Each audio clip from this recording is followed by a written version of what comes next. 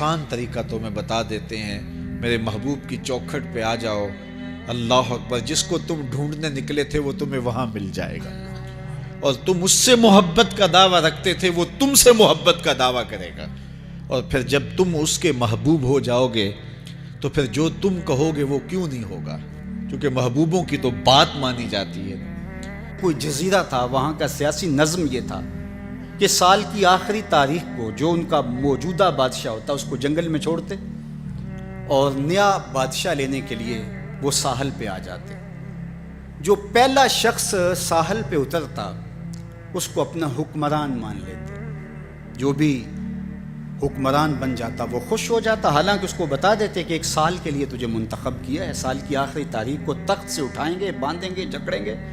اور اسی جزیرے کے دوسرے کنارے ایک جنگل ہے جہاں خاردار جھاڑیاں اور موذی جانور ہیں، وہاں تجھے پھینک دیں گے۔ وہ بھول جاتا، کہتا دیکھی جائے گی، اور سال کی آخری تاریخ جب وہ رسیاں اور زنجیریں لے کے آتے تو وہ پریشان ہو جاتا کہ آنکھ جھپکنے میں سال گزر گیا، پتہ ہی نہیں چلا۔ پھر روتا ہوا چیختا ہوا اس جنگل میں جاتا اور لوگ اس کو چھوڑ کے آ جاتے اور درندوں کا رزق بن جاتا، اور جو بھی آتا اس نے کبھی انکار نہیں کیا تھا۔ پہلی بار ایسا ہوا کہ جس شخص کو انہوں نے ہار ڈالے، گارڈ آف آنر دیا، تعظیم تکریم دی، سیلوٹ کیا، اس نے کہا یہ سب کیا ہے؟ کہا کہ آج کے بعد تو ہمارا حکمران ہے۔ کہا میں تو امور سلطنت نہیں جانتا، میں تو تاجر آدمی چیزیں بیچنے آیا ہوں۔ کہا کہ ہمارا اصول یہی ہے کہ سال کی پہلی تاریخ کو پہلا شخص جو جزیرے پہ قدم رکھتا ہے وہ ہمارا حکمران ہوتا ہے۔ اس نے کہا میں تو امور سلطنت کو نہیں جانتا، تو یہ کس طرح ذمہ داری قبول کر سکتا ہوں؟